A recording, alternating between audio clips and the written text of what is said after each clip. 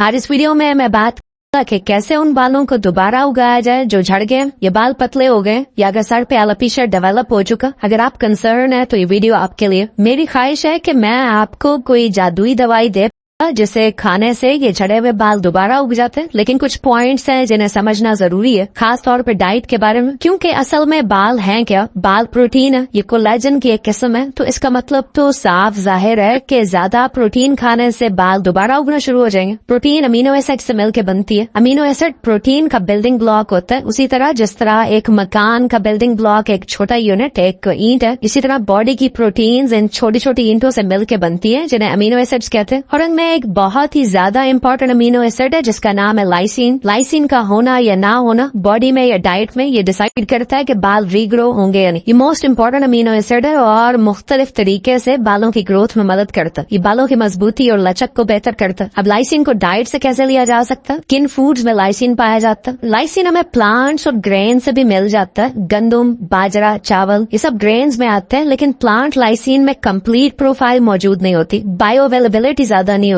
जिस्म में आता है तो बॉडी इसे सही तरह से इस्तेमाल नहीं कर पाती। मतलब कि इतना इफेक्टिव नहीं होती जितना कि रेड मीट से मिलने वाली लाइसिन। रेड मीट में बीफ आ जाता, मटन आ जाता, लाइसिन अंडों में भी होती है। और ये बात बड़ी रेलेवेंट हो जाती है उन लोगों के लिए जो रेड मीट को पसंद नहीं करते या नहीं खा पाते किसी बीमारी की वजह से। लेकिन आम लोगों के लिए जो कुदरती माहौल में पली हुई गाय का गोश्त है, grass fed beef, organic meat न सिर्फ हेल्दी है बल्कि बॉडी के लिए बहुत ज्यादा जरूरी है। बॉडी को क्वालिटी प्रोटीन की जरूरत होती है, खासतौर पे वो प्रोटीन जिससे कि बड़ी मिकदार में लाइसिन मिल सके। लाइसिन की एक और उम्दा बात यह है कि बॉडी की हेल्प करता है आयरन एब्जॉर्ब करने में, जज्ब करने में। और ज्यादातर हेयर लॉस का शिकार लोगों में आयरन लो होता है और आयरन हीमोग्लोबिन बनाने के लिए जरूरी होता है। हीमोग्लोबिन ब्लड में मौजूद होता है और इसका काम है सर की जेल तक ऑक्सीजन को लेके जाना, स्कैल्प में ऑक्सीजन सप्लाई करना। ये ऑक्सीजन को पूरी बॉडी में ट्रांसपोर्ट करती है और अनीमिया, आयरन की कमी की एक बड़ी निशानी हेयर लॉस है। तो यहाँ बॉडी में आयरन की सप्लाई जरूरी है ताकि बालों की जड़ों तक ऑक्सीजन और न्यूट्रिशन पहुंच सके। फिर उसके बाद जब बॉडी स्ट्रेस से गुजर रही होती है तो लाइसिन की डिमांड और जरूरत बढ़ जाती है। और अगर ये बॉडी में मौजूद ना हो तो स्ट्रेस की वजह से हेयर लॉस होता है। और एक फैक्टर है कि अगर गट एरिया में, मैदे में, बड़ी आंत या छोटी आंत में सोजिश है, इन्फ्लेमेशन मौजूद है, तो बॉडी लाइसिन को सही से जज्ब नहीं कर पाएगी, मैल अब्जॉर्प्शन रहेगी, फिर भी लाइसिन की कमी होगी। तो इसमें ग्लूटेन से आपने बचना, ग्रेन से, अनाज से, क्योंकि ग्लूटेन गट इन्फ्लेमेशन करती है। इसकी वजह से प्रोटीन और दूसरे मिनरल सही से डाइजेस्ट नहीं हो पाते और हेयर लॉस का सामना करना पड़ता। गट हेल्थ बहुत ज्यादा इंपॉर्टेंट। अभी कुछ स्टडीज में कार्निवोर डाइट के रिजल्ट्स पे भी बात की गई कि कैसे कार्निवोर डाइट पे जाने से उन लोगों के बाल गिरना बंद हो गए जिन्हें हेयर लॉस का सामना था। मैं पर्सनली खुद कार्निवोर डाइट पे नहीं, मुझे सब्जियां भी पसंद है और गोश्त से मिलने वाली प्रोटीन भी, लेकिन उन लोगों के लिए जिनमें गट इन्फ्लेमेशन मौजूद है, बड़ी या छोटी आंत की सोजिश है, इन्हें कार्निवोर डाइट एटलीस्ट 1 महीने के लिए जरूर ट्राई करनी चाहिए, क्योंकि ये एक बड़ा ही स्ट्रॉन्ग कनेक्शन है डाइजेस्टिव सिस्टम का और बालों का। अगर इसमें आप बालों को पौधे समझ लें तो डाइजेस्टिव सिस्टम इन पौधों की जड़ें जो मिट्टी के अंदर है। पौधे आपको जमीन से बाहर नजर आते हैं, हेल्दी है या नहीं ये भी आप देख पाते हैं, लेकिन जड़ें कैसी हैं ये बाहर से नजर नहीं आती। एक और फैक्टर है कि अगर गट फ्लोरा डिस्टर्ब्ड, निजाम एनाजाम के, डाइजेस्टिव सिस्टम के फ्रेंडली बैक्टीरिया जो हेल्प करते हैं लाइसिन को जज्ब करने में, उनकी पॉपुलेशन अगर कम है, बैड ईटिंग हैबिट्स की वजह से, बाहर का खाना, तली हुई चीजें अगर खाने के शौकीन है, क्योंकि एक गुड बैक्टीरिया खुद से भी प्रोटीन के अमीनो एसिड्स बनाते हैं, ये बैक्टीरिया लाइसिन बनाने में खुद भी हेल्प करते हैं। और अगर इनकी साख में तब्दीली आ जाए तो इसका असर सर की जेल तक जाता है, जो वजह बनता है डैंड्रफ की और स्किन की दूसरी बीमारियों की। और इन फ्रेंडली बैक्टीरिया की सबसे बड़ी दुश्मन है एंटीबायोटिक्स। तो अगर आप एंटीबायोटिक्स से हट के प्रोबायोटिक्स को अपनी खुराक का हिस्सा बनाते हैं तो आप ये नोटिस करेंगे कि बाल ना सिर्फ गिरना बंद हो गए बल्कि जो नए बाल उग रहे हैं वो पहले से ज्यादा घने। प्रोबायोटिक फूड्स में दही, ताजा दही की लस्सी, अचार, सिरके वाला अचार, कफीर ड्रिंक, फिर उसके बाद सावर क्राउट और किमची अगर मिल जाए तो बेहतर तो यही है कि आप घर में बनाएं। ये सब प्रोबायोटिक फूड्स हैं, गट हेल्थ को इम्प्रूव करते हैं। यहाँ मैं एक और हार्मोन के बारे में बात,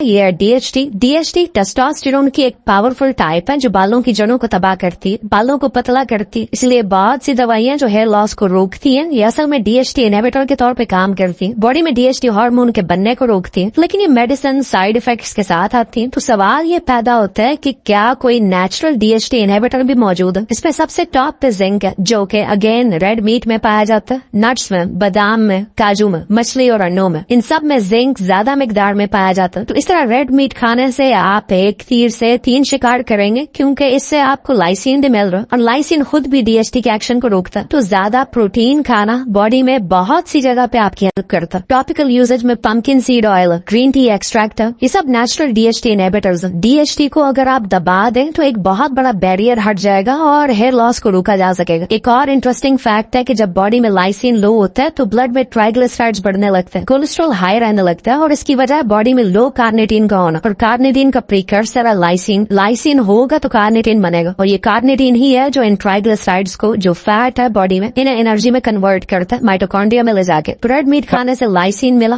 कार्निटीन बना, कार्निटीन ने सेल्स के माइटोकॉन्ड्रिया को एक्टिवेट किया, एनर्जी मेटाबॉलिज्म फास्ट हुआ। इसीलिए रेड मीट खाने के बाद आप एनर्जेटिक फील करते हैं। लाइसिन कॉर्टिसोल हार्मोन को भी कम करता है, जो कि स्ट्रेस हार्मोन है। इस तरह ये डायरेक्टली स्ट्रेस को कम करने में भी मदद करता है। ये रिकवरी हार्ट रेट को लोअर करता है, हर्पीज इन्फेक्शन के रिस्क को कम करता है। एक और स्टडी में जो कि चूहों पे की गई, जिनमें लाइसिन ने उन चूहों की किडनीज में ग्लाइकेशन का अमल को रोका, जिन चूहों की ब्लड शुगर हाई थी, और इंसुलिन रेजिस्टेंस को इम्प्रूव किया। तो ये लाइसिन बहुत सी जगहों पे बॉडी की हेल्प करती है। क्रॉनिक स्ट्रेस मतलब एक लंबे अरसे तक चलने वाली स्ट्रेस हेयर लॉस की एक बड़ी वजह। क्रॉनिक स्ट्रेस की वजह से डीएचटी बढ़ता है, एलोपेशिया डेवलप होता है, ये जनरल हेयर लॉस की वजह बनता है। कॉर्टिसोल हार्मोन बॉडी में जिंक की कमी करता है। ऐसा क्यों होता है? क्योंकि कॉर्टिसोल एक कैटाबॉलिक हार्मोन है, ये चीजों को तोड़ता है और स्ट्रेस कॉर्टिसोल को एक्टिवेट करती है। हमारी body long term sustained level of stress के लिए डिजाइन ही नहीं है। तो कॉर्टिसोल को कैसे कम किया जाए, स्ट्रेस को कैसे डाउन किया जाए, इस पे चैनल पे पहले भी वीडियोस मौजूद हैं, आप जरूर देखिए। अपना ख्याल रखिए। आपसे मुलाकात होती है नेक्स्ट वीडियो में। अल्लाह हाफिज।